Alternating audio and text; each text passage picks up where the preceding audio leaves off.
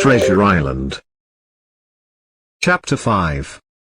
Finally stopped running, and saw that I was close to the bottom of one of the small hills. The air was fresher here, and the trees were taller. Suddenly, from up the hill, something jumped behind a tree. I did not know if it was a man or an animal, but it looked big and dangerous. I decided to walk back towards the beach. But then I saw him again. I realized it was a man. But he was running very fast from tree to tree. I remembered that I had a gun, and this made me feel safer. I decided to walk towards the man. When he saw me walking towards him, to my surprise, he came out from behind the tree, and knelt down in front of me. "Who are you?" I asked. "Ben Gunn," he said in a dry voice. "I've not spoken to anyone for 3 years." The man had very long hair and skin that was burned by the sun. His clothes were dirty and made of old sails. "What happened to you?" I asked. "I was left here by a ship," he said. "I've lived on fish and fruit ever since. I dream of eating good food again.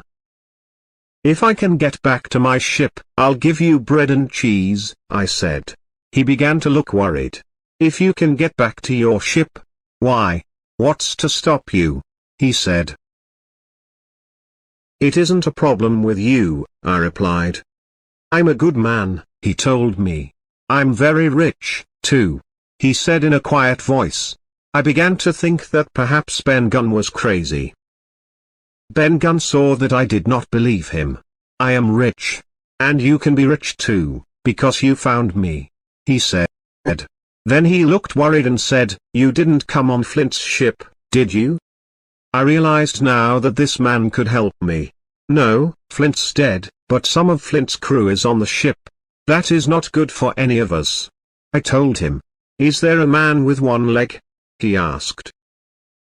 "Yes, Silver. He's the cook and their leader," I explained. "If you work for Silver, I'm finished," he said. I decided to tell him my story from the start, and he looked very interested. "You're a good boy," he said at the end. "Don't worry, you can trust me. Do you think that Trelawney would give me money and allow me to come home on the ship if I helped him?" he asked. "Of course," I replied. "And he'll need your help on the ship home, I'm sure." "You're right," he said. "You know, I was on Flint's ship when he hid the treasure here. He was with 6 men and they were on the island for about a week. We waited for them on a ship called the Walrus. One day, Flint returned to the ship on his own. The other 6 men were dead. We don't know how he did it. Billy Bones and Long John Silver were with me on the ship. They asked Flint where the treasure was. You can go on the island and look for it," he said. "But you'll be there on your own. I'm taking this ship home." 3 years ago, I was on a different ship. When we saw the island, I told our crew that Flint's treasure was on it. We spent 12 days looking for it. They were not happy when we found nothing.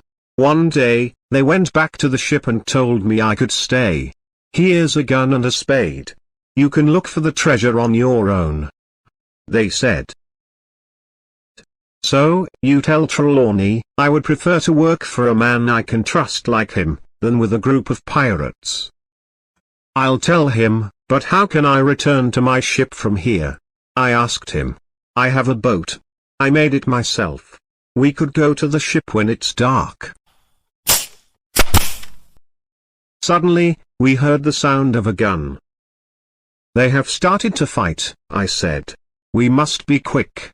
I began to run back with Ben. He gave me directions, and ran easily next to me.